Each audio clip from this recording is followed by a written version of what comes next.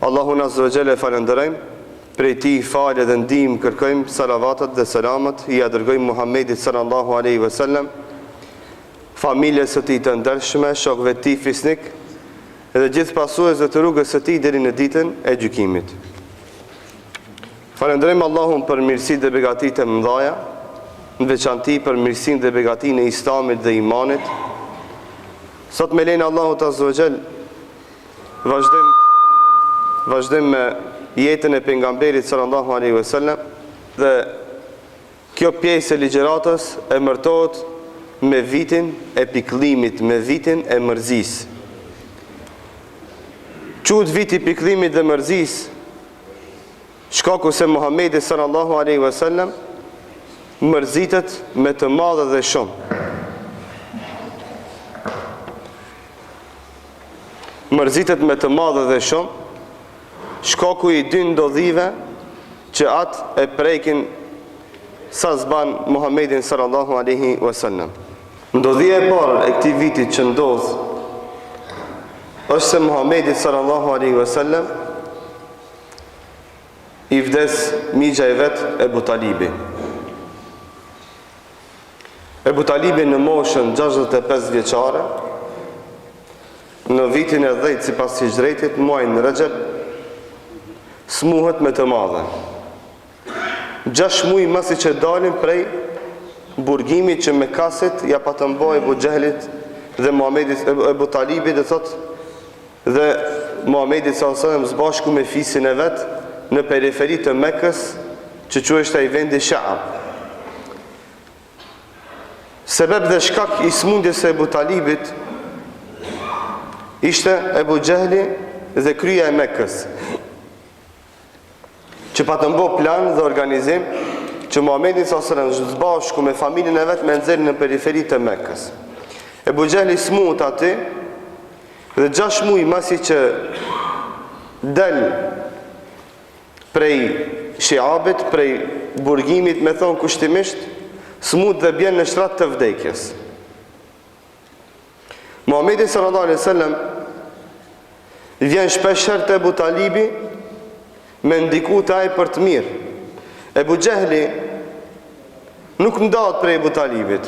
Këshirni, ky bot sebeb që vllajën e vet me përzon prej shtëpisë së vet, e kur bjen shtratin e vdekjes, nuk largohet prej Ebu Talibit. A ki ishte sebeb që vllai vet smuhet? Mundohet tash me e la vetën, por edhe nga ana tjetër mundohet që çka të mos boje vaki që vllai vet ta pranoj Islamin dhe imanin. Zbotrat me zullumin e vet don me vazhdu zullumin ndaj vllat të vet edhe masi që vdes. Nga ana tjetër këtu del në mejdan edhe mirësia dhe drejtësia e Islamit. Edhe pse Ebu Talibi ishte tan kohës mushtrik, jo besimtar, nuk pat pranu Islamin, Muhammedi s.a.s. vazhdimisht ja përmend këtë mirat e tija. Dhe historia islame, deri në këtë moment, deri sa ishte gjallë, është përplot e mbushur me fragmente nga jeta e Ebu Talibit dhe veprimet e tija në krah të Islamit dhe të nipit të vet Muhammedit sallallahu alaihi wasallam. Tot Islami nuk ja hub të mirat askujt, qoftaj edhe jo musliman. Ati ku e ka mirë, e themi që e ka pas mirë. E lëvdojmë për të mirën që e ka bo. Dhe që disa mujna që jemi duke mbajt ligjëratat për jetën e pejgamberit s.a.s. gati se s'ka ders pa e përmend emrin e Ebu Talibit, i cili nuk është musliman, i cili do të vdes si jo musliman. Pse kjo është adaleti, drejtësia, ku e ka bo mirë, themi që e ka bo mirë, qoftaj edhe jo musliman. Nuk kemi të drejtë në shkaku i fejs dikujt që një të mirë që e ka bo me ja zhdukat dhe me ja humbë dhe mos me ja përmend. Dhe kjo formë e komunikimit dhe sjelljes me njerëzit i stimulon të gjithë që të mundon me bo vepra të mira. Ebu Talibi në shtrat të vdekjes, mbi kokën e vet vazhdimisht e ka Ebu Gjehlin, krije e zullumit, krijen e dalaletit, e ka përmi kry, nuk largohet prej Ebu Talibit, kurse vllai u dhim ka, kje qoj, në periferi të Mekës, ku jetoj 2 vite në shatar, në tent, e usmu ati, shoku se Ebu Talibi pa të kalu mo vitet e 70-ta, pa të kalu mo dhe pa të hi në pleqnit të thellë, e përzum vllajën e vetë plak prej Mekës, e shtashërin ati. Një me la vetën e dyta, mos bojeva ki që vllai vetë pranoj Islamin. Muhamedi sallallahu alaihi wasallam në momentin e vdekjes së Ebu Talibit, i thot Ebu Talibit edhe një llaf të madh. I thot: "Qul la ilaha illa Allah uhajju bika inda Allah." Thot: "O miq, i thot thuje shahadetin, që kur dalim para Zotit, kur dalmi para Allahut, unë këtë mirë që i ki thonë shahadetin ta përmendi para Allah, të kemë argument që të lipi prej Allah që ty me t'i falë gjunat." Ebu Gjehli, si Ebu Gjehel, i thot: "A ki me lon fejnë Abdul Muttalibit? A ki me lon, thot, fejnë e babës tëndë? A ki me lon fejnë e gjyshve tu?" Për këtë Ebu Talibi me njën e këshirë Ebu Gjehlin, me njën e këshirë Muhammedin sallallahu aleyhi wasallam. Kjo ja përmend babalartë, ja përmend gjysht para ardhësit e ti, e kjo i thot thuje një shahadet, një fjalë që në ditën e kiametit ka me të bo dobi. Kurse njerëzit o kolla në dëgjojnë, ama nuk ja dëshin të mirën. Ebu Gjehli i boni zullum vllaut të vetë edhe në momentin e fundit. Dhe e bindi që Ebu Talibi të thot: "Ala milleti e bina." I tha Muhammedi s.a.s. Tha: "Unë do të vdes në fejnë e babës ta." Pra i tha: nuk e tham shahadetin."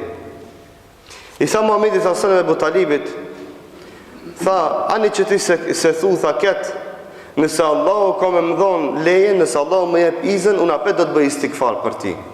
Pse? Këtë regon atë mëshirën dhe rahmetin e madh që e kishte Muhammedi s.a.s. në zemrën e ti, drejtsin e vetë, e madhe. Shoku se Ebu Talibi me vite i qëndrojnë mbrapa Muhammedi s.a.s. Më tha: "Nëse Allah më jep izën, unë për ti do të bëj istikfar." Çka do me thonë fjala istikfar? Do me thonë: "O Allah, falja gjunat Ebu Talibit." Allahu azza wa jall ja zbret gjevapin Muhammedit sallallahu alaihi wasallam dhe i thot: "Ma kana lin nabiyyi wal ladina amanu an yastaghfiru lil mushrikina walau kanu uli qurba min ba'di ma tabayyana lahum annahum ashabul jahim." Allahu azza wa jall ja zbret shpallën Muhammedit sallallahu alaihi wasallam dhe i thot: "Nuk i ka hije dhe nuk i lejohet një pejgamberi që të bën istighfar,